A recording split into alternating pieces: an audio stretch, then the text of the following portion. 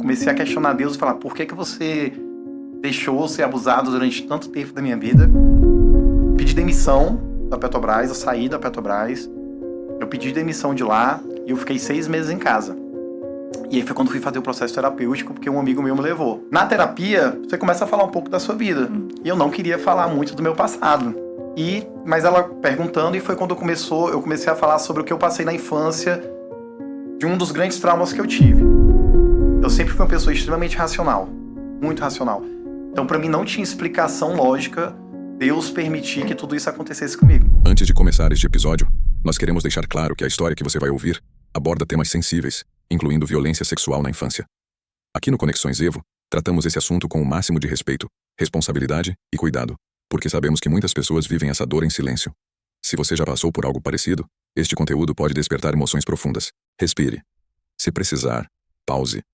E lembre-se, você não está sozinho.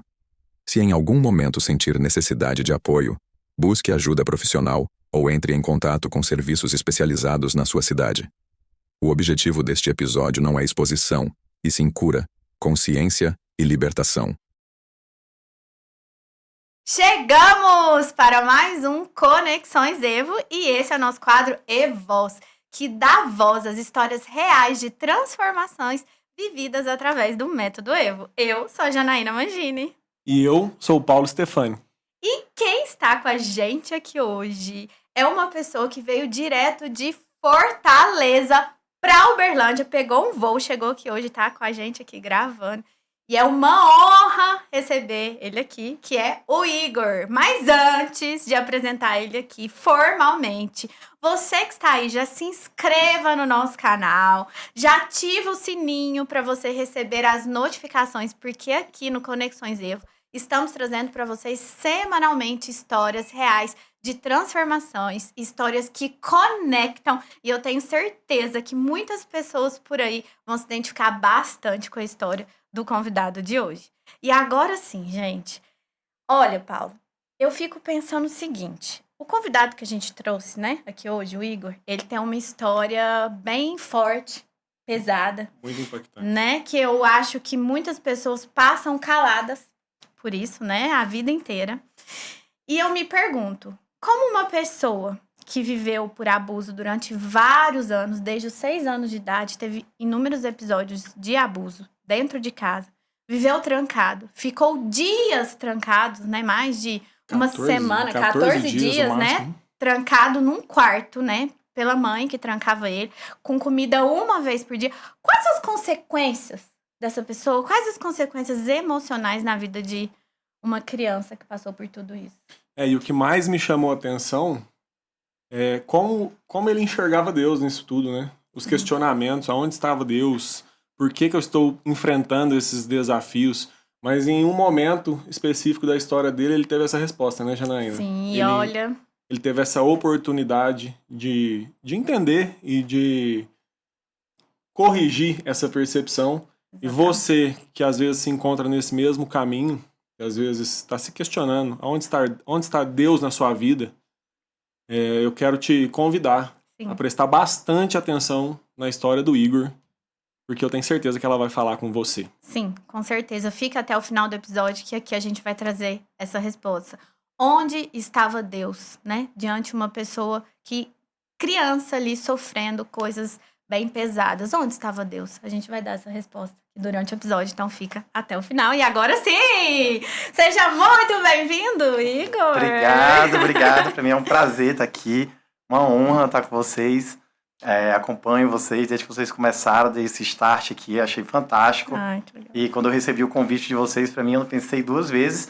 E voltar para Uberlândia, que é o local onde eu fiz o método Evo, né? Depois de quase 1 ano, aí vai completar 1 ano. E estar aqui conversando com vocês sobre isso, para mim é um prazer. Muito obrigado.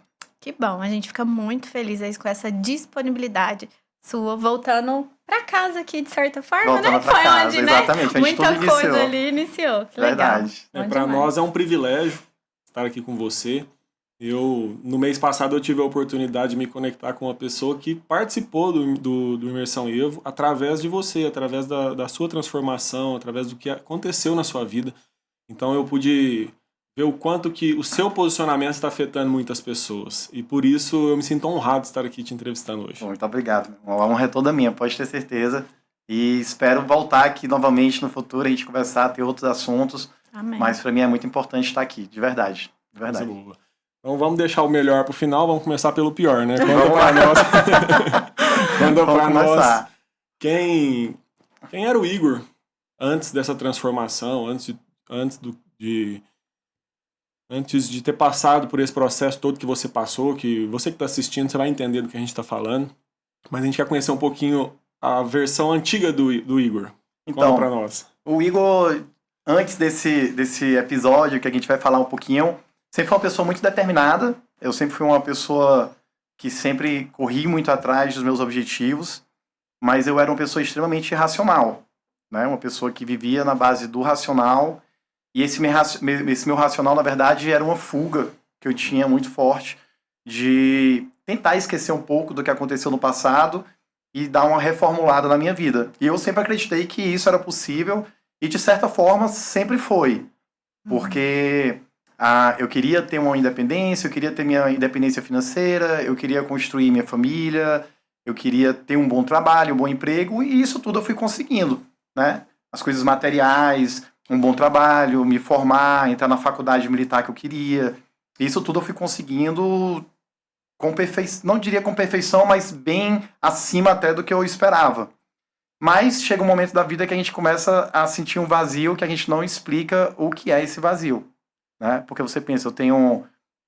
não estou com problemas financeiros, eu estou com minha casa, eu estou com um bom trabalho, mas vai chegar um momento que você começa a sentir um vazio e não entende muito bem o que é esse vazio, e foi quando eu comecei a sentir. Você está dizendo que você tinha a vida perfeita, vamos dizer assim, tudo que você queria você conquistou, mas mesmo assim não era suficiente, tinha algo que estava faltando. Sim, e não tinha uma questão equilibrada.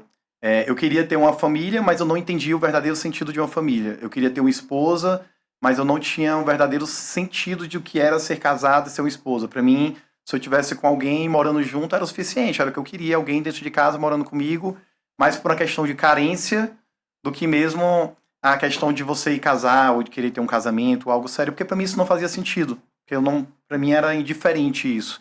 Sendo que eu comecei a sentir falta e querer entender um pouco sobre isso, que era esse vazio.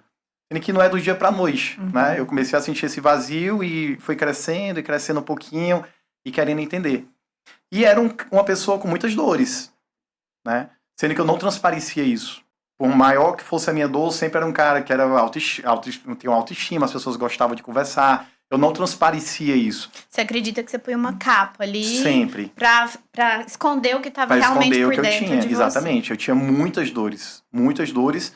E por não cuidar dessas dores, eu tinha consequências. Eu tinha atitudes no meu dia a dia que não eram legais, justamente pelas dores que eu tinha e que eu não resolvia. E aí chegou uma época da minha vida que eu precisei ir à terapia por questões de saúde mesmo. Eu trabalho na Marinha Mercante. Questões físicas. Físicas, psicológicas, na verdade. Psicológica, emocional. Saúde emocional, no caso. Isso. Eu comecei a trabalhar embarcado e com 3 anos de embarque, eu não conseguia embarcar mais. Eu tinha crises de pânico dentro do navio. E aí eu tive que parar um pouquinho em casa. E eu fiquei 6 meses sem trabalhar e entrei numa depressão. E aí foi quando eu fui meio que carregado mesmo por um grande amigo meu. E ele me levou para terapia. Foi quando eu comecei a ter um processo ali um pouco de descoberta do que estava acontecendo comigo. Até então você não tinha essa noção? Não. Então você vivia essa dor inconsciente. Sim. A sua vida estava ótima, você não precisava de terapia. Porque pra mim, eu tipo assim, eu trabalhava, eu tinha meu dinheiro, eu consegui me formei numa escola muito boa, a escola de formação de oficiais da Marinha Mercante. E pra mim, eu não achava que o que eu tinha eu tinha dores, lógico que eu tinha consciência das dores no passado, que eu passei os traumas, mas eu não achava que isso ia afetar a minha fase adulta. Porque nós temos a mania de falar o tempo resolve. Exatamente. E você foi passando o tempo e o passado ficou para trás e tá tudo certo. E tá tudo certo. Mas não foi bem assim. Eu não acreditava que o que aconteceu comigo no passado ia influenciar no meu posicionamento como adulto. Não tinha consciência disso. Nenhuma. Pra mim era como deixa o passado lá, vou esquecer. Como se fosse assim, vou esquecer o passado. Pra mim, trazer o passado e que a gente tem que trazer para resolver, para mim é ser perda de tempo e sentir dores de forma desnecessária. Por que é que eu vou reviver essa dor agora depois que eu consegui já o que eu queria? Né? Por que é que eu vou reviver essa dor? Resolver o quê? Se eu já consegui me formar, se eu já estou trabalhando, se eu já estou seguindo a minha vida, eu não preciso ficar vivendo essa história. E terapia, para mim, era sinônimo de fraqueza. Né? Para que é que eu vou entrar no terapeuta? Para dizer que eu estou precisando de ajuda? Não, eu não preciso de ajuda. Né? Eu já... Deixa que eu... tudo na minha vida, e realmente a maior parte da minha adolescência, né? Eu resolvia as coisas sozinho, eu tinha que resolver só. Então, assim, o meu trabalho, os meus problemas, eu tinha que resolver sozinho. E aí foi quando esse gap que eu tive, que eu entrei nesse processo depressivo, foi porque eu não consegui resolver mais. E como é que foi esse processo terapêutico? O processo terapêutico você foi um identificou? Desafio muito grande. Foi quando a minha meta na terapia era entender por que é que eu não conseguia embarcar. E aí, a minha primeira sessão de terapia foi só choro. Só para explicar para quem está assistindo, embarcar significa que você trabalhar embarcado? Vou explicar direitinho. Então, a minha formação é numa escola de formação de oficiais da Marinha Mercante. Então, hoje eu trabalho dentro de um navio. Então, o meu regime de trabalho é: eu embarco em um navio, eu fico 28 dias no navio e eu folgo 28 dias. Nessa época que eu comecei a trabalhar, eu trabalhei numa empresa chamada Transpetro, que é uma subsidiária da Petrobras. E nessa época eu embarcava 4 meses. Seguidos. Uau. Eram 4 meses embarcado e eu tinha 56 dias de folga. Então, eu ficava exatamente 120 dias dentro de um navio trabalhando. Sem pisar na terra. Eu pisava em terra quando o navio estava no porto, você descia um dia, 2 no máximo e voltava. Coisas rápidas. E aí aconteceu algo, emocionalmente falando, que você não conseguia mais embarcar. Que eu não conseguia mais embarcar. Desestabilizava emocionalmente. Toda vez que eu embarcava, eu ficava de 10 a 15 dias praticamente sem ir ao banheiro, eu tinha crises de choro e eu não entendia o porquê. Eu, sinceramente, eu não entendia o porquê. Sendo que, mais uma vez, eu não queria desistir, porque era a minha profissão, eu não conversava com ninguém sobre isso, então quando eu tinha essas crises eu chorava, era escondido, e pra mim eu tava com a capa, tudo bem, as pessoas falavam comigo que tava tudo ótimo, mas eu tava muito mal, tendo crises de ansiedade dentro do meu quarto, do navio, tudo. Sendo que teve um momento que eu não consegui mais embarcar. Verdadeiramente eu não consegui mais embarcar, e eu fiquei 6 meses, pedi demissão da Petrobras, eu saí da Petrobras, eu pedi demissão de lá, e eu fiquei 6 meses em casa. E aí foi quando fui fazer o processo terapêutico, porque um amigo meu me levou. Na terapia, você começa a falar um pouco da sua vida. E eu não queria falar muito do meu passado. Mas ela perguntando, e foi quando eu comecei a falar sobre o que eu passei na infância, de um dos grandes traumas que eu tive, né? Que a minha mãe, ela tinha um comportamento que quando achava que tinha que eu ter um aprendizado, e eu acredito que ela fazia isso por amor, e a gente vai falar um pouquinho sobre isso, né? Às vezes é um pouco incoerente o que eu vou falar, mas era por amor, que pra ela fazer aquilo era o que faria eu ter educação e ser uma boa pessoa no futuro. Virar gente. Virar gente, exatamente. E o que é que acontecia? Independente do que eu fazia, ela me trancava no quarto durante 7 dias. Então eu ficava trancado num quarto durante 7 dias. Eu não saía, não ia pro colégio, não brincava dentro do quarto, já tinha um banheiro. Você não ia nem pro colégio? Nem pro colégio. Seu caso você quebrou um copo, 7 dias 7 dias no quarto. Então eu vivia desde os meus 5, 6 anos numa ansiedade muito grande. Porque se eu errasse, eu iria ser castigado. E o castigo não era tão saudável, né? Então eu fiquei dos meus 5 até os meus 18 anos vivendo assim. Sem poder errar, vamos dizer assim. Que qualquer erro você teria uma punição grave. Eu entrava, quando eu saía, pra vocês terem ideia, quando eu saía de casa, quando eu voltava, perto de casa eu já chegava tremendo. Porque eu tinha medo de ter algum recado, às vezes era por recado, era por carta na geladeira. E assim, você fez isso e isso, vá pro seu quarto e só sai de lá quando eu autorizar. E eram coisas simples, às vezes? Coisas bem simples, de tipo tiver que chegar em casa 8 horas, chegar 8h05. Já poderia ser um motivo. Como também tinha situações que poderia ser uma coisa mais grave e não acontecer. Mas na grande maioria das vezes acontecia isso. E como você lidava com isso? Eu sempre respeitei minha mãe. Assim, eu nunca rebati, eu sempre aceitei isso com muita, eu não vou dizer tranquilidade, porque eu tinha uma revolta muito dentro de mim, quando eu entrava no quarto eu ficava extremamente revoltado. Mas eu não afrontava minha mãe. Você não desonrava ela. Isso. Ali. Talvez não era nem por questão de honra, era por questão mais de medo. Porque se eu enfrentasse, eu ficaria dias, 14, 21 dias. Entendi. Né? Se eu chegasse pra você e falasse, olha, eu tinha muita honra pelos meus pais quando eu era criança. Eu não tinha, vou estar mentindo. Hoje eu tenho muita honra pelos dois, amo demais e tenho, assim, um amor infinito pelo meu pai e pela minha mãe. Muita gratidão. Mas naquela época não existia isso, eu não tinha isso, eu não sabia o que era isso. Era na base do medo Era mesmo. na base do então medo. você obedecia ali, respeitava, não era pelo respeito em si, mas Era sim pelo pelo medo. medo da Exatamente, punição, que medo. poderia ser muito pior. Muito pior. E aí eu passei esse período todo da minha vida, até os 18 anos, vivendo isso. Ah, Igor, por que parou? Porque teve uma vez que eu tinha saído para comprar pão, e eu levei a chave de casa da minha irmã, não tinha encontrado a minha chave. E fui na padaria, 2 quarteirões lá de casa. Quando eu voltei, a minha mãe estava muito revoltada com isso, porque eu não levei a minha chave, e ela falou que eu ia ficar preso no quarto. E aí, nesse dia, eu falei, mãe, eu não vou, dessa vez eu não vou ficar, e eu vou... Aí ela falou assim, pois se você não estiver satisfeito, você pode sair de casa. Eu falei, então eu vou fazer isso. E aí foi quando eu saí de casa. Com 18 anos. Com 18 anos. Eu tinha um dinheiro guardado que eu dava aula particular. Eu comecei a dar aula particular com 14 anos. Minha mãe era professora e eu conseguia dar aula também dentro de casa para alguns alunos. Então, eu tinha um dinheiro guardado e eu saí de casa nessa época.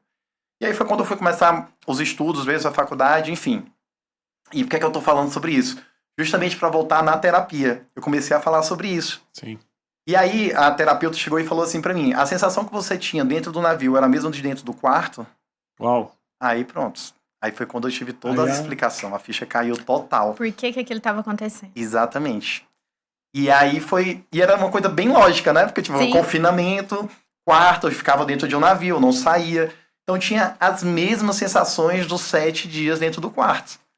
E eu falei, é isso. Tipo assim, é como se ela tivesse descoberto, assim, Clareou. Clareou total. Ela falou, mas tem uma diferença agora. Aí eu falei, mas qual? Ela... Quando você estava no quarto, você estava obrigado. Hoje você está dentro de um quarto, que é um navio, mas é uma escolha sua. Você tem liberdade para embarcar ou não embarcar.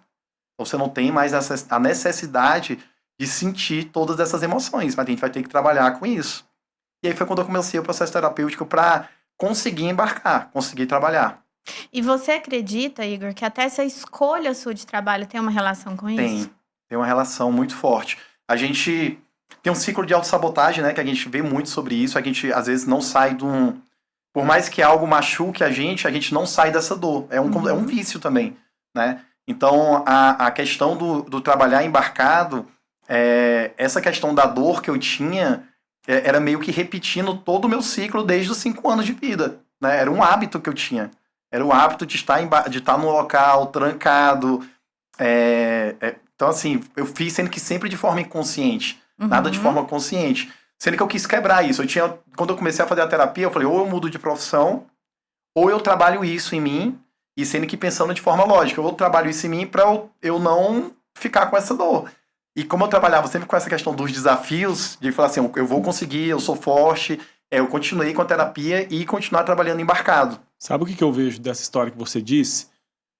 Você deixou o passado para trás e estava crente que estava fazendo as suas escolhas, que você era livre para fazer as suas escolhas. Isso. Correto? Porém, você escolheu de acordo com a sua dor. Então, na verdade, não era você que estava escolhendo, era a sua dor que estava escolhendo por você. Por isso que é muito importante a gente resolver e ressignificar as dores do passado antes de tomar as decisões. Exatamente. E como eu não tinha essa consciência nenhuma, nada dessa consciência, eu estava seguindo nesse automático. E eu tinha uma vontade, eu precisava sempre resolver minhas coisas, porque na infância e adolescência eu não tinha poder de escolha, eu não tinha poder de decisão. Então, quando eu começo a chegar na fase adulta, eu tinha que resolver meus problemas, eu tinha que ter minhas escolhas e resolver qualquer situação que viesse pela frente. Então, isso ficou como desafio para mim, e eu fiz um acompanhamento terapêutico de 4 meses, tentei voltar a embarcar, só fiz um embarque, eu não consegui. Voltei, continuei no tratamento terapêutico e aí depois eu consegui embarcar normalmente. E isso você acredita que você conseguiu pela cura? Foi curando ali aquela ferida? Eu fui...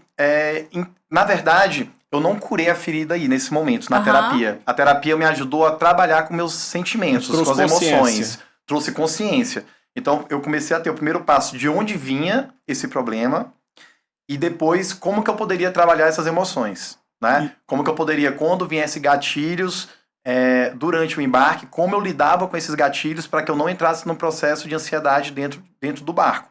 E eu era uma pessoa que, assim, eu sempre relutei à medicação. Por quê? Porque minha família toda da minha mãe, ela tem tendências depressivas e todos tomavam medicamentos e se automedicavam. Então, criei uma aversão a isso. Então, para mim, a terapeuta falava muito, Igor, nesses casos é importante ter um acompanhamento psiquiátrico, porque a medicação ajuda com a terapia. Você vai acelerar o processo. No seu caso era medicamentoso. Seria que eu falava que não quero. Sim. Não quero me tornar dependente. Você não tomou. Não, e não você cheguei a tomar. fala muito da sua mãe, né? Que ela te punia e tudo. E seu pai? Onde que entra seu pai nessa história? O meu pai, minha mãe, ela se divorciou do meu pai quando eu tinha 5 anos. E meu pai, ele se tornou uma pessoa extremamente ausente, né? Ele era uma pessoa que morava na mesma cidade que a gente, em Fortaleza. Eu entrava em contato com ele, tentava ter contato com ele, mas eu encontrava com meu pai 2, 3 vezes ao ano. Né? Normalmente era Natal ou aniversário, ele aparecia. E eu sofri muito com isso. Muito. A ausência do meu pai se mexia muito comigo. Porque era aquelas situações de, realmente, da criança tá... Meu pai fala, não, vou passar e vou te pegar. E você se vestir, tá vestido, e chegar ao final do dia, tarde, chegar à noite, hora de dormir. Nada. E era um motivo... E eu tinha essa questão da sensação do meu pai, porque se eu chorasse muito pela ausência do meu pai, eu era castigado. Nossa. Né? Então eu já fiquei de castigo trancado no quarto pelo fato de ter chorado e ter tido crises de choro pela ausência do meu pai. Então era uma luta muito grande ali de não ter com quem falar da ausência do pai, que eu sentia muito a ausência dele. Você não podia demonstrar sentimento Não. ali, porque até nisso você era punido. Era punido e isso mexia muito comigo, demais. Então assim, meu pai foi extremamente ausente, ele não mudou isso, é da personalidade dele assim ainda, né? Eu tenho uma filha de 12 anos e meu pai, ele só viu minha filha 3 vezes na vida. Então ele realmente, hoje ele não mora mais no Brasil, ele mora em Portugal, mora em Braga, na cidade de Braga, mas ele sempre foi ausente. E no seu ponto de vista, quais foram as piores consequências que você carregou por essa ausência paterna e por ter ficado trancado dentro do quarto? O que isso gerou de consequência na sua vida? O que mais que aconteceu também? Então, a ausência tanto do pai e da mãe, ela gera consequências muito grandes, né? As crianças, elas são crianças extremamente vulneráveis, né? Quando eu tive... a partir dos meus 5 anos, eu tive uma experiência muito negativa, com 6 anos de idade. Foi um primeiro abuso sexual que aconteceu comigo. Né? Foi um amigo da minha mãe, ele trabalhava no escritório da FEBEM, eu não sei se aqui tem, que era no escritório da FEBEM, eu morava meu avô tinha um hotel, e nesse hotel tinha um apartamento no último andar onde a gente morava. E em frente tinha a FEBEM. Mas não era só o escritório. E esse rapaz trabalhava lá, e tinha um filho dele que era da minha idade, e a gente brincava muito. E foi a primeira vez que eu tive uma experiência muito negativa com a questão de abuso sexual. Né? Tive experiências muito ruins com ele. E a ausência do pai e da mãe deixa a criança muito vulnerável. Né? Abusadores, eles sentem isso, eles sabem quando a criança... não, os pais são ausentes. Né? Não, eu ficava muito na rua, andava muito na casa de outras pessoas, né? Não tinha essa presença física. O pai a primeira... Tanto a mãe como o pai são protetores, mas o pai tem uma importância muito grande nessa área. Sim. Né? De ser protetor, de estar ali, de ser a referência masculina, a referência de proteção que o filho tem que ter. Né? É onde ele vai olhar e vai ver o verdadeiro herói dele. Né? Então, a ausência de um pai, você não tem aquele herói. Você vai transferir essa responsabilidade para quem? Para a mãe. Né? E não é o papel dela ser o herói. O papel dela é de cuidar, de amar, de estar ali cuidando. E eu não tinha isso também. Né? Então, além de não ter a presença do pai e a questão da mãe nessa época ser muito de castigos e de brigas e de correções muito severas, eu saía de casa. Toda oportunidade que eu tinha, eu estava na rua, brincando na rua. Eu era entre aspas, uma presa muito fácil. Uma presa fácil. E é interessante que você comentou comigo que você tinha outros colegas que passaram pela mesma situação que você em um determinado momento. Sim. De abuso. Sim. E você relatou que todas as vítimas tinham problema com os pais. Que outras crianças que estavam ali, que no mesmo ambiente, e que não foram abusadas, coincidência ou não, elas tinham os pais mais presentes na vida delas. Exatamente. Eu achei isso muito interessante, cara. A questão, eu passei por mais de um abuso, né? Foram um total de 7 vezes de pessoas diferentes. E algo também que a gente vai conversar aqui um pouquinho depois, que a gente se questiona, né? Por que é que aconteceu isso comigo? Eu como criança, me sentia culpado por ter passado por isso.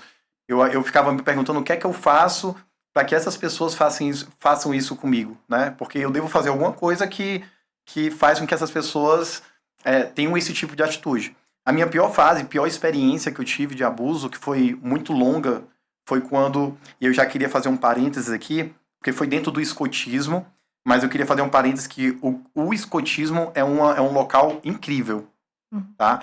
Existem pessoas boas e más em qualquer canto. Em todos os lugares. Então, não quero falar aqui mal do escotismo, até porque o escotismo, eu entrei lá com 10 anos, e foi o local onde eu diria que me tirou de uma possível marginalidade. Porque como eu era uma pessoa que não vivia na rua, as pessoas com quem eu aprendia não eram pessoas que tinham muita coisa para oferecer, né? Porque a questão da educação, pai e mãe eu não tinha muito em casa, eu saía muito de casa por fuga, e eu aprendia isso muito na rua. E foi quando eu recebi um convite sobre o escotismo. E o escotismo você aprende sobre liderança, sobre amizade, sobre hierarquia, muita coisa positiva, e é maravilhoso, maravilhoso. Mas, infelizmente, um dos chefes do escotismo lá, ele começou a se aproximar de mim, e eu, pela ausência do pai, eu vou procurar uma figura masculina em algum canto. Então foi uma pessoa que chegou para conversar, para explicar, para falar sobre o escotismo, e aí começou a levar para tomar um sorvete, para fazer um passeio, comer uma pizza. Sutil, totalmente. Então era uma pessoa que eu olhava e gostava de estar com ela, porque... Meu pai nunca me levou pra passear. Chegou uma pessoa que era carinhosa, perguntava como é que tava em casa. Ele perguntava pra mim, como é que tá em casa? E eu falava. Então eu comecei a falar pra ele quando eu ficava de castigo. Ele falava que isso não era correto, que não era justo, e que as coisas tinham que... E ele começou a se aproximar cada vez mais. Você se via como uma criança carente ali? Muito. Totalmente. Momento. E você acha que essa carência, de certa forma... Essa carência desperta quando a gente tá perto de pessoas... que tem essa índole negativa, pedófilos, pessoas que têm esse comportamento, você é uma isca muito fácil. Elas sentem essa carência. É um alvo nas costas. É um alvo muito... Se você estivesse no escuro, você tá totalmente iluminado para essas pessoas, isso. Então é como assim, não sobre culpa, que você fala, eu me sentia culpado, mas de certa forma você acredita que atrai. Atrai porque você é muito vulnerável. Você aceita qualquer convite... Você não tem maldade, você acha que aquela pessoa ela vai querer o teu bem. Inclusive, quando começa as primeiras contatos, que é com carinho, um toque, um abraço, você tá achando aquilo dali bom. Porque eu nunca recebi um carinho, eu nunca tinha recebido um abraço. Meu pai nunca tinha me colocado no colo, né? Minha mãe nunca tinha falado, por exemplo, que me amava. Meu pai, jamais. Aí você não tem maldade na cabeça. Você não tem maldade na cabeça, você tem uma pessoa que tá lhe atendendo dentro de um escotismo, você tá aprendendo, ele tá lhe dando carinho, levando pra passear. Nossa, você admira aquela pessoa demais, você cria um amor por aquela pessoa. Esse abusador, eu criei um amor por ele, no sentido de eu transferir o sentimento que talvez eu tivesse com meu pai pra ele. Porque ele era a pessoa que me atende, que falava comigo, era a pessoa que se eu ligasse pra ele conversaria comigo. Né? E quando você tá falando aí, eu lembrei que você falou que tava ali num ciclo de autossabotagem. E uma das consequências claras de um ciclo de autossabotagem, né? Quem tá aí não entende sobre esse assunto, é um assunto que a gente fala bastante quando a gente fala de inteligência emocional, né? Que a gente vai trazer isso aqui também, onde a gente aprendeu isso. Que tá vulnerável ao discurso do resgatador. Exatamente. Né?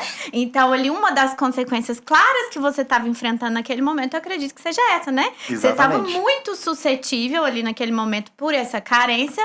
Aquela pessoa que te apresentou ali o mínimo... Nossa, aquilo ali pra você já foi... Incrível. Incrível. Era algo que eu nunca tinha sentido. Em 10 anos de vida, eu nunca tinha experimentado essa questão de ter essa experiência de se sentir amado.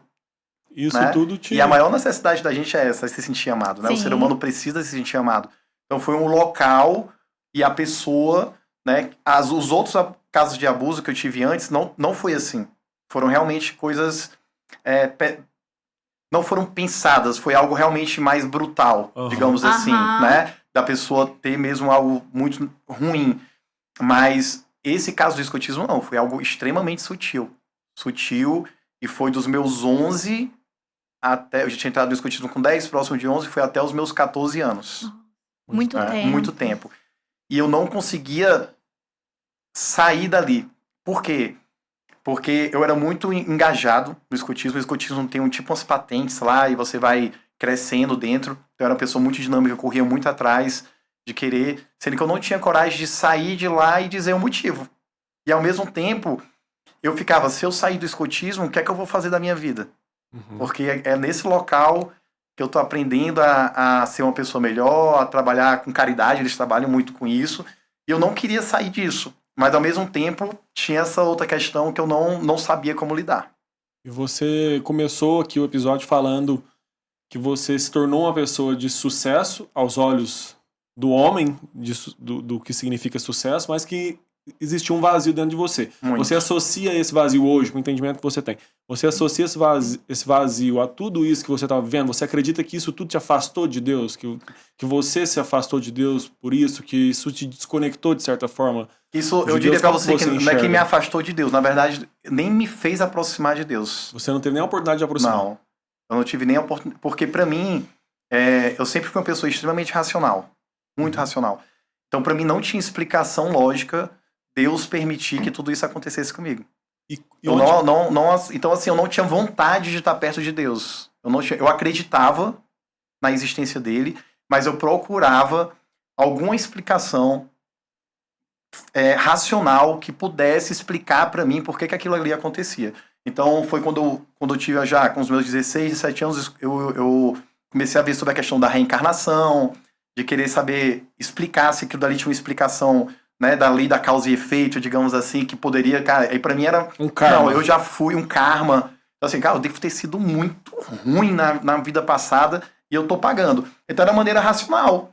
Então já que eu tenho que pagar, paguei, tô pagando e vou levar minha vida adiante. Então ficava muito essa questão racional, mas não tinha a questão de... Eu nunca chegava e falava assim, Deus, me explica, assim, vou entrar em intimidade, vou aceitar isso e tentar. Não, eu falava, por quê?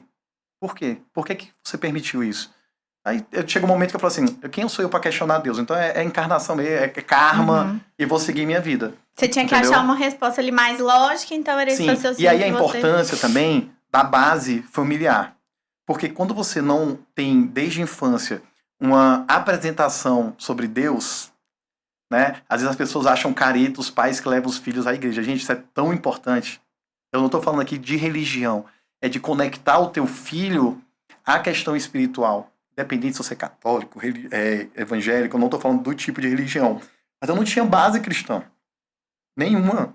Você não sabia nem o caminho. Não sabia nem orar. A oração para mim era fazer a oração do Pai Nosso, Ave Maria, que eu aprendi na escola.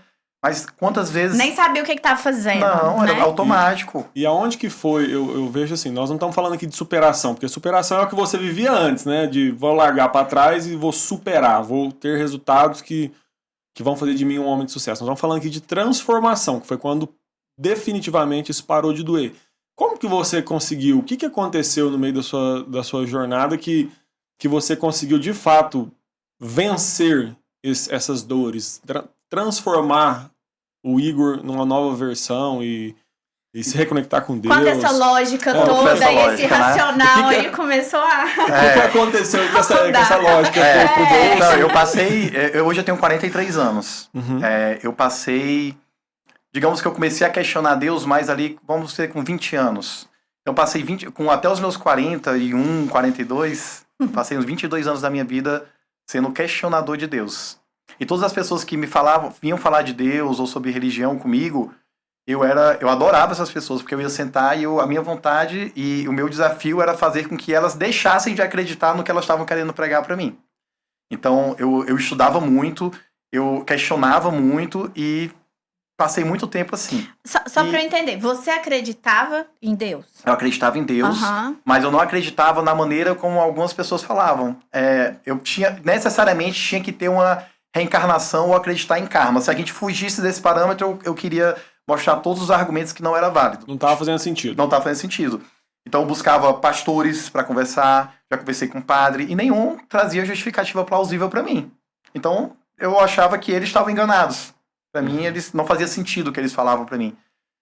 Quando eu tenho um amigo, né, que é o Rubens, que ele também é amante radical. Eu tenho amizade com ele há 34 anos. E o Rubens, eu conheci dentro do escotismo. Foi um cara que me conheceu dentro do escotismo e foi a primeira pessoa que eu conversei sobre o que aconteceu comigo dentro do escotismo, né? Ele me escutou, foi a primeira pessoa que eu tive coragem de falar, que eu não tinha coragem de falar. A gente tá conversando aqui, hoje eu converso com vocês sobre isso, mas era um assunto que quando eu tocava, eu começava a chorar e era uma dor muito grande, eu parava de falar. Parava, travava, a voz travava, não conseguia falar, porque eu não tinha resolvido isso, né? Eu não tinha não tinha ressignificado ainda isso, não tinha entendido e liberado o perdão. Isso é muito importante. E o Rubens, ele conheceu o evento do Márcio Michele, que é o Método Evo, né? Que a gente conhece tão bem. E ele me convidou para ir para fazer a imersão. E eu achei estranho, porque quando eu vi o Rubens lá, eu falei assim, meu Deus, o Rubens caiu nesse papo de coach, de negócio de coach, não acredito. Você porque falou, o Rubens, já não basta pastor, agora coach. Porque o Rubens, ele se converteu também primeiro. E eu falei assim, eu digo assim, já não basta as pessoas querendo te converter e te levar pra igreja. Sim, exatamente, eu quero mais um coach. Mas um coach é demais pra mim. Sendo que o Rubens era uma das poucas pessoas que eu tinha como referência intelectual. O que eu sempre admirava em alguém era o intelecto dela. Não era a espiritualidade, era o intelecto. Se a pessoa fosse uma pessoa que tivesse uma boa conversa, fosse uma pessoa tivesse conhecimento, era uma pessoa que eu admirava e que eu gostava de estar perto. Então, eu tenho essa amizade muito com o Rubens, porque desde cedo ele é um cara que se diferenciava nisso.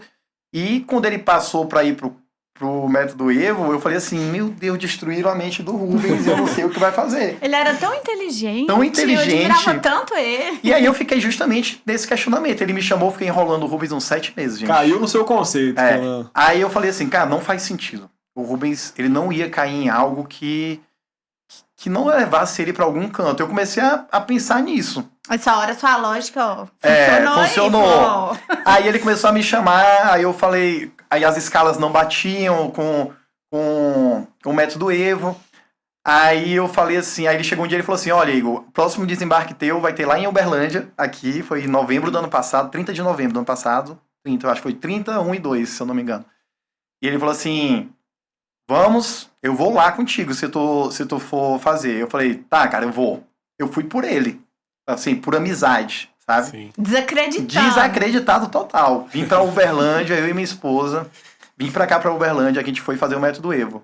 Assim que eu cheguei, primeiro dia de manhã, sentei lá nas cadeiras, eu falei assim, na hora do almoço eu vou embora. Já vou embora, já falei... Pelo menos eu vou chegar pro Rubens e falar, Rubens, ó, vim... Olhei, gostei, mais ou menos, mas, cara, né, o meu estilo e fui embora. Aí apareceu nosso querido Márcio Michele, começou a falar lá em cima do palco.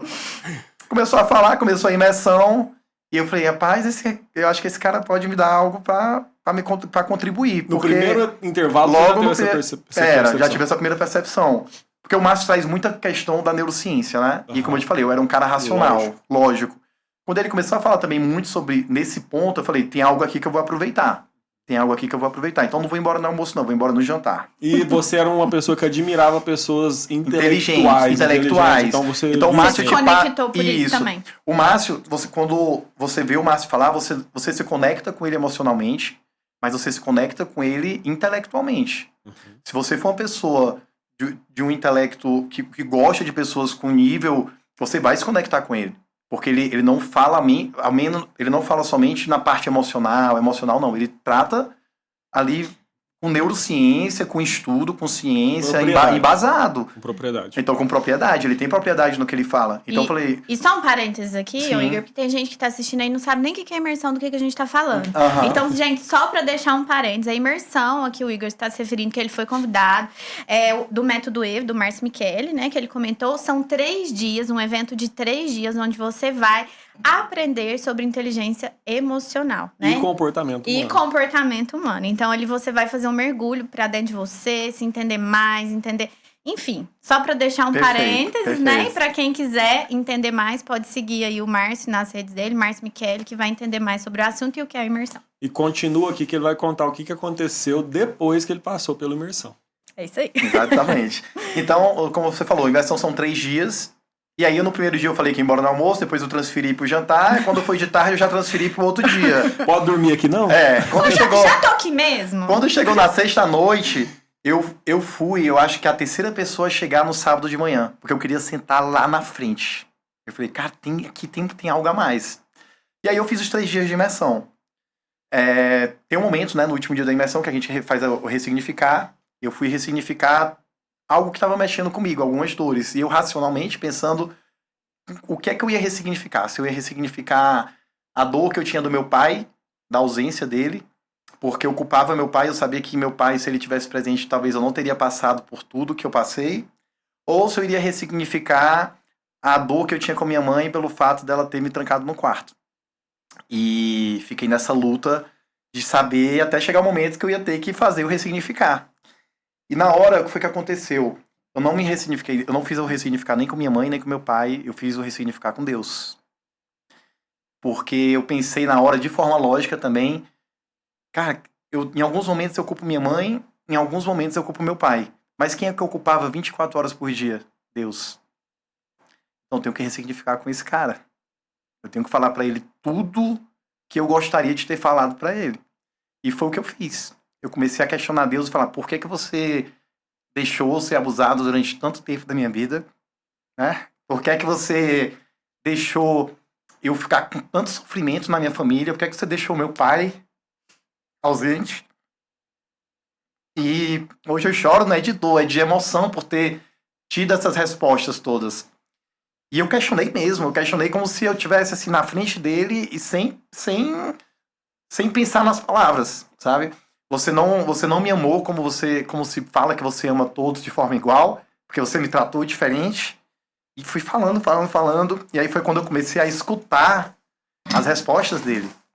E as respostas dele foi que em nenhum momento ele tinha me abandonado, que todos os momentos que eu fui abusado, o que ele me fez foi não me deixar enlouquecer, que todas as vezes que eu estava no quarto, quem cuidava da minha mente era ele, né? Tudo que eu conquistei hoje foi através dos estudos. E quem me deixava ter condição de estudar e de aprender e de ter passado em concursos muito difíceis foi ele, né? E que ele poderia fazer tudo para as pessoas, mas ele não queria tirar o livre-arbítrio de ninguém. Então, eu senti ele falando comigo, né? Não foi o que eu gostaria de ter escutado dele, eu escutei ele falando isso de mim. E nesse momento eu tive comecei a sentir um calafrio do pé à cabeça, e eu senti muito fortemente a presença de Deus na minha vida, como eu nunca tinha sentido. Nunca. As pessoas falavam sobre a presença de Deus, sobre a presença do Espírito Santo, e eu falava, cara, o pessoal viaja muito nesse papo, e na verdade eu nunca tinha sentido nem imaginado. E Deus me explicou extremamente tudo, e sobre, principalmente, liberar o perdão. Enquanto você não liberar o perdão para todas essas pessoas, e aconteceu algo surpreendente nesse dia, porque eu lembrei do nome de todas as pessoas que me abusaram. Todas. Pela primeira vez? Pela primeira vez. Eu me lembrava de 3 pessoas. Tá? Eu não me lembrava que eram 7 casos. Eu me lembrei de todos os 7 casos. Eu me lembrei do nome das 7 pessoas. E eu liberei o perdão para 7 pessoas. Naquele momento. E não foi uma liberação de perdão racional. Foi natural. Da alma mesmo. Da alma. Sendo que isso aconteceu nesse processo. Sendo que para isso acontecer, eu tive que viver a imersão dos 3 dias. E eu vi o quanto que aquilo foi impactante na minha vida. Porque de um dia que eu cheguei aqui em Uberlândia na quinta-feira, que era a véspera do método Evo, pro domingo, quando terminou ali no Ressignificar, eu tive uma explicação que eu procurava há 20 anos na minha vida. Né? Então, em 3 dias, eu consegui entender coisas que eu lutava há 20 anos, dores que eu tinha há 20 anos, e que eu comecei a entender o vazio que eu tinha. Porque o vazio que eu falei aqui no começo, que eu estava dentro de mim, na verdade, era a ausência de Deus. Eu não queria ter Deus. Por que eu queria ter Deus perto de mim se é uma pessoa que permitiu tantas coisas negativas na minha vida? Na verdade, não. Eu comecei a ter o sentido que foi, caramba, eu tinha tudo para ser louco. Eu tinha tudo para ter repetido os atos que fizeram comigo. mais de 90% dos casos dos abusadores foram pessoas que foram abusadas. Eles repetiram a atitude deles com as pessoas, pais ausentes, e não só ausente fisicamente, né? Pais que moram, que têm os filhos, mas que não dão atenção aos filhos. Foram pais que não tiveram amor do pai. E eu tenho um contato com minha filha, assim, incrível. O relacionamento com minha filha é maravilhoso. O amor que eu tenho por ela, o amor que ela tem por mim. Então, assim, tudo veio de Deus. E ele me explicou isso nesse dia, sabe? Cara, nítido, né? A misericórdia de Deus na sua vida. Foi incrível. Porque, igual você falou, você tinha tudo pra ter se tornado um marginal, ou um abusador, ou um pai omíscuo, abandonar a sua filha também. Você tinha tudo pra que isso repetisse na sua vida. Não ter formado uma família, não ter casado, nada. Né? Porque ali até certo momento você trouxe assim, só, né? Eu não tinha referência de casamento, eu não tinha referência de pai, eu não tinha referência nem como de ser humano. E é engraçado que, enquanto você tava contando essa história, isso ficava martelando. Gente, como que ele fugiu ali da estatística, vamos pôr assim, né? Uhum. Porque poderia realmente ter se tornado uma pessoa totalmente rebelde. E ali você trouxe que mesmo com suas dores você conseguiu ser bem profissionalmente, conseguiu estudar, ou seja, você foi evoluindo ali, né? E eu ficava como agora você trouxe a resposta. E no final da imersão, eu tive o privilégio de encontrar o Márcio Michele e falar com ele. Eu posso fazer uma pergunta que veio na minha cabeça aqui antes? Pode falar. Você acredita... escotismo, né? Você falou do escotismo. Você acredita que o escotismo, de certa forma, mesmo que você tenha passado pelo abuso lá, ele contribuiu para o desenvolvimento do seu caráter, da sua personalidade, Totalmente. uma vez que você não tinha pai? 100%. Sendo que ali você tinha referências masculinas, né? Porque 100%. o homem que não tem pai, ele precisa de alguém que cumpra esse papel. E me veio na cabeça isso. Será que o escotismo fez esse papel na sua vida? Faz sentido? Faz sentido total. Eu não Então, por mais conseguiria imaginar minha vida hoje se eu não tivesse passado pelo escotismo. Por mais que você foi ferido lá, mas lá também foi olha pra você ver que... A ferida não veio do escotismo, Sim. A ferida veio de uma pessoa. Sim. Né? De uma pessoa que provavelmente passou por problemas muito sérios na vida dela e não foi tratado. E entender isso ajuda até a perdoar, né? Exatamente. Porque... Como eu falei, a gente teve uma conversa antes, eu falei, eu sentaria na frente dessa pessoa hoje e conversaria com ela e liberaria o perdão pra ela tranquilamente. Enquanto que eu já tive vontade de fazer coisas absurdas com ela, né? Ô Igor, você entrou nessa questão do perdão, qual que é a diferença entre esquecer e deixar pra lá e efetivamente perdoar? O esquecer e deixar pra lá, você continua vivendo com a dor dentro de você. Quando você esquece, na verdade, você não tá esquecendo, é impossível você esquecer uma dor dessa. Você simplesmente vai viver em locais onde não vão trazer gatilhos que te lembram dessa dor. Mas toda vez que você tiver, você vai sentir. E se você encontrar essa pessoa, você vai querer fazer maldade com ela. Você vai desejar uma maldade pra ela. Você vai viver a base da vingança. E eu vivi muitos anos com o sentimento de vingança com essa pessoa. Isso tinha consequências pra você? Tinha consequências, porque você quer você quer que a pessoa pague por aquilo. E tem uma diferença, as pessoas perguntam, amigos, beleza, liberou o perdão. Mas e aí, se a polícia um dia pegasse, investigasse, você ia falar pra ela não ficar presa, é diferente as coisas. A gente tem... As nossas escolhas têm consequências. Se um dia essa pessoa for responder à justiça e ela for presa, ela tem que pagar pelos atos dela. Como a gente tem com qualquer outra pessoa. Seria justiça. Seria uma justiça. A liberação do perdão é você olhar pra essa pessoa e falar, te perdoo pelo que tu fez comigo. Tá tudo eu bem. Desejo pra ti coisas boas. Eu desejo pra ele coisas boas. Eu desejo que ele, se ele tiver uma doença, que ele se cure em relação a isso. E eu desejo isso pra ele de verdade, porque se ele se curar, vai ter dezenas de crianças que não vão passar pelo abuso que eu passei. E esse perdão foi uma consequência do ressignificar? Foi do ressignificar, totalmente. E quais outras consequências do ressignificar? Quando eu terminei o ressignificar, foram várias coisas que aconteceu. O primeiro foi entender que Deus sempre esteve comigo. Ele sempre esteve comigo. Mas assim, de forma clara, eu saí de lá assim, com essa certeza absoluta. Absoluta. Porque também quando a gente tem esses traumas, a gente cria bloqueios, né? Que a gente esquece muita coisa. Muita parte da minha infância eu esqueci. E eu relembrei de várias coisas que, se não fosse Deus... Então assim, eu criei esse entendimento, como Deus estava na minha vida e cuidando de mim. O outro passo foi a liberação do perdão. Para o meu pai, para minha mãe, honrar. Para essas pessoas que mexeram comigo. E entender o meu propósito aqui. E aí foi quando eu senti que eu sempre gostei de criança, né? Sempre gostei de criança, sempre gostei de cuidar de criança, de trabalhar com crianças carentes. E aí foi quando eu tive a certeza que eu teria que ter um orfanato.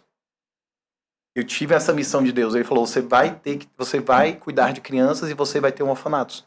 E aí eu perguntei pra ele, né, mas como? Como, né? Porque é uma burocracia, documentação financeira, você fazer isso de forma independente, você não tem apoio de governo, é muito difícil. E aí eu tive essa resposta também de Deus, que foi assim, deixa comigo. O que é do homem? O que é do homem, você faz, o que é de mim, não se preocupa que vai vir. O como é meu. E quando né? tá no seu propósito, não tem... O meu propósito, então hoje eu tive propósito e clareza. Por que eu vim pra cá? Eu não tinha essa clareza na minha vida. Por que eu tô vivo? Por que eu tô aqui? Né? As pessoas perguntam, a gente não viver no automático, você vai crescer, trabalhar, cuidar da família, mas qual a tua missão? A gente não veio pra cá sem missão. E eu tive essa missão das crianças de cuidar, eu tenho isso, e o outro foi assim, eu não posso ter vivido essa experiência e parar aqui em mim, não, eu tenho que trazer gente pra cá, pelo amor de Deus. Aí foi quando eu falei, eu tenho que ir a mais, eu tenho que estudar mais sobre isso, e a gente tem essa oportunidade, né, na imersão, de continuar os estudos, de ter uma formação. Eu falei, eu tenho que colar no Márcio, eu tenho que aprender com ele, eu tenho que aprender com as pessoas que estudaram com ele, e eu tenho que trazer pessoas para imersão. Eu tenho que levar pessoas para imersão, porque essas pessoas têm que viver isso. Então, assim, eu saí com uma meta, a primeira meta era, eu tenho que fazer minha formação o mais rápido possível. E aí eu tive essa formação... Ali então, na imersão, você decidiu dar o próximo passo. Dei o próximo passo, que foi fazer a formação para ser uma mente radical de pessoas. E uma coisa... Desculpa. Não, eu dei esse passo e foi quando eu comecei a fazer aí eu fui para São Paulo fazer as aulas lá com a Mirna. Amo a Mirna, assistiu essa... Mirna, te amo, você é incrível na minha vida. E fiz a formação com ela completa em São Paulo. E aí, outro objetivo, depois que eu terminei, o primeiro objetivo foi ter essa formação. Aí depois foi, agora eu vou trazer gente. Agora eu vou levar gente pra imersão. Cara, eu não sei se você tem consciência disso. Mas você viveu, de fato, a missão generosidade, né? Porque muitas pessoas têm a oportunidade que você teve, dentro do Método Evo, de convidar pessoas para participar do Imersão. Para quem está assistindo de casa, dentro do Imersão Método Evo, nós temos uma missão que chama Missão Generosidade, que é onde uma pessoa paga o valor do ingresso e ela ganha o direito de convidar outras pessoas de forma gratuita, exercendo assim a generosidade. Então a gente aplica esse princípio na prática. E muitas pessoas têm essa oportunidade. Mas, de fato, poucas pessoas entendem o que significa isso. E você entendeu. Mas eu quero trazer para você uma consciência que às vezes você não teve ainda, eu não sei se teve. Você convidou 320 e poucas pessoas no Imersão. Na verdade, 1.100 foram 320. Isso. Você convidou 1.100 pessoas. Cara, 1.100 pessoas ele convidou. Foram 320. Isso. Ok. Foram 320 pessoas impactadas ali. Mas foram milhares de pessoas impactadas através dessas 320. Por que eu te digo isso? Porque eu estava em Maricá, no Rio de Janeiro, uma cidade do interior do Rio de Janeiro, 70 quilômetros para frente do Rio, depois de Niterói. E tinha um participante lá, ele já chegou muito convicto do que ele estava fazendo ali. E eu tive a oportunidade de conversar com ele, a gente almoçou junto em um dos dias lá, ele chama Felipe, o sobrenome dele Agualusa. Agualusa. Felipe Agualusa. Cara, um irmão que eu ganhei lá em Maricá, muito gente boa, foi um prazer conhecer. E eu fui conversar com ele e ele é um fruto seu, indireto. Ele viu a sua transformação. Tem um outro rapaz que trabalha com vocês ali que ele ficou chocado com a transformação do rapaz. Foi fantástico. Foi assim, absurda, e ele falou, cara, eu tive que vir cá ver o que é isso aqui que tá acontecendo, porque a transformação foi tão radical que eu não acreditei. Então eu vim cá pra ver de perto. Então, por que eu quero dizer isso pra você? Porque a sua generosidade, ela não alcançou só as 320 pessoas. Ela alcançou milhares de pessoas e agora ela não vai parar. Porque essas 320 pessoas, elas levaram isso para outras pessoas e para outras pessoas, e isso não vai parar nunca. E como forma de te honrar a sua generosidade, nós queremos te dar um presente. Por favor. Esse colar, ele representa o colar da generosidade. Você conhece, você sabe muito bem o que ele significa. Para quem está assistindo de casa, basta você participar da imersão, que você vai descobrir. E para quem já participou, sabe muito bem o que ele significa. Então eu gostaria de te presentear com esse colar. esse colar carrega mais uma semente. Eu tenho certeza absoluta que ela vai ser muito bem usada por você. Muito obrigado, meu irmão. Verdade, viu? É um presente meu, da Janaína, de toda Obrigado. a equipe do Verdade. Conexões Evo. Muito obrigado. Uma honra pra mim. Obrigado. Show. Vai ser uma honra pra mim usar isso.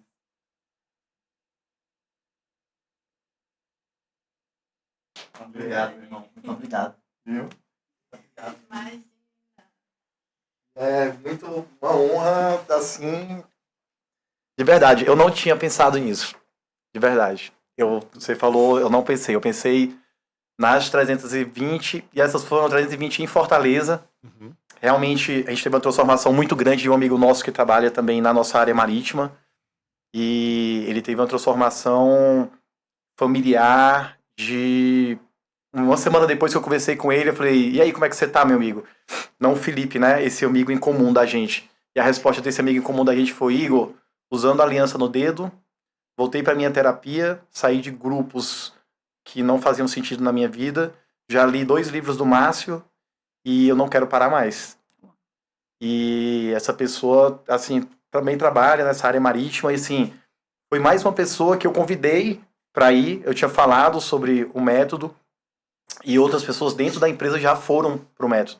Então é algo que a gente, eu levei para, tô conseguindo de alguma forma transformar dentro da marinha mercante também. Pessoas que, tanto embarcadas como trabalham sem ser embarcadas, que elas vão pro método e elas estão transformando a vida delas.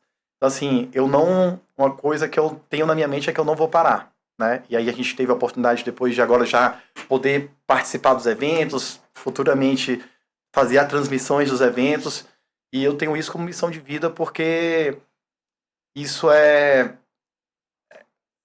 não tem valor financeiro que pague. Não tem valor financeiro, é fantástico. Esse princípio, né, que a gente vê muito claramente na Evo, que é a generosidade, como impacta, né, as pessoas e como a gente tem o poder de impactar milhares de pessoas, porque igual o Paulo falou, esse 320 vai impactar outros, e é um movimento, né, assim, que não para. Não para, isso não vai parar nunca, mas depende sempre do quê? Da gente, né, querer também ser generoso com o próximo. E você que tá aí também pode ser generoso. E uma das formas de generosidade é compartilhar esse vídeo. Com certeza. Porque compartilhando, muitas pessoas vão se identificar com essa história que o Igor trouxe, né? Eu quero fazer um desafio aqui. Então vai, bora! O Igor, como foi dito aqui, ele convidou 320 pessoas a participar do Imersão e essas 320 pessoas se multiplicaram. Né? Sim. E ele tem muitas histórias para contar do que aconteceu com essas pessoas. Então, se você gostaria de assistir um vídeo, não precisa ser um podcast, às vezes a gente pode construir um vídeo mais informal, onde o Igor vai trazer para nós essas histórias dessas pessoas. Eu quero desafiar você aqui, se esse episódio bater quantos comentários e quantas curtidas? Ixi! Aí você me Vamos fazer apertou. campanha, viu? Cadê nosso marketing? Cadê nosso marketing para ajudar nessa parte? Vai lá, quantos? Quantos? Mais de 500? Mais de 500 o quê? 500 comentários? Pelo O desafio tá vendo. Pelo menos 500 comentários. Então, se esse vídeo bater 500 comentários, já joguei você na sarjeta. Venho Porque aqui, você vai ter que vir volto na hora. Eu volto, Aí, ó. mas Tá bom. volto Então e a promessa tá feita Tá aqui. firmado o compromisso.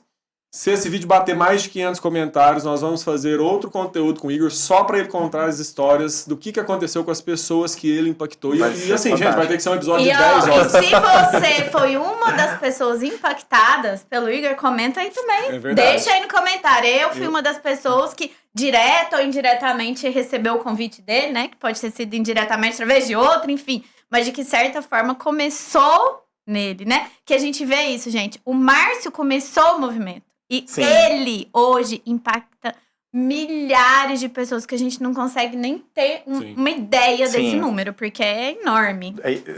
Pra fechar aqui, né, quando eu terminei a imersão, eu tive a oportunidade de encontrar o Márcio. E a única coisa que eu consegui falar pra ele foi agradecer e falar pra ele, Márcio, eu ainda vou honrar muito sua vida levando isso daqui pra outras pessoas, porque isso aqui não pode parar só nessas pessoas que estão aqui, não, a gente tem que levar isso pro mundo todo. E é o que tá acontecendo. E sobre generosidade, só pra lembrar que a pessoa mais generosa que já existiu na face da Terra foi Jesus Cristo, né? e ele tem a generosidade todos os dias com a gente, né? De liberar perdão e de trazer generosidade na nossa vida. Então, o mínimo que a gente pode fazer também é ser generoso, né? Ser generoso. E ser generoso, a generosidade não é uma troca. O que pode vir após a generosidade é uma consequência natural da vida. E que, com a permissão de Deus. Mas que a gente tenha isso da importância da generosidade. Da importância da gente ter isso dentro da gente. Porque eu acho que é uma das maneiras mais fortes da gente se conectar com Deus através da generosidade. Inclusive, o colar carrega a semente da generosidade. Sim. Ele carrega uma semente e tem uma frase escrita, né? Tem um versículo bíblico escrito aí, que é: o generoso prosperará. Quem dá alívio aos outros, alívio receberá. Exatamente. Faz todo sentido o que você está falando aqui. E é isso, gente. E pra finalizar, Igor, eu quero saber de você. Se você hoje pudesse mandar uma mensagem de voz para aquele Igor lá atrás, né? Criança de 6, 10 anos, enfim. O que você hoje, com o conhecimento que você carrega, com a transformação que você teve, o que você diria para aquela criança lá atrás? Então, tem um versículo da Bíblia que fala muito forte sobre isso. Eu gostaria de ter escutado isso na época. Na verdade, eu devo ter escutado de Deus, mas não de forma clara. Que seja forte e corajoso, né? Porque ser forte, na verdade, as pessoas, é interessante sobre ser forte e corajoso. Ser forte é você reconhecer que você é muito pequeno e que precisa de Deus. Então, se eu tivesse essa consciência naquela época, eu teria ido muito mais.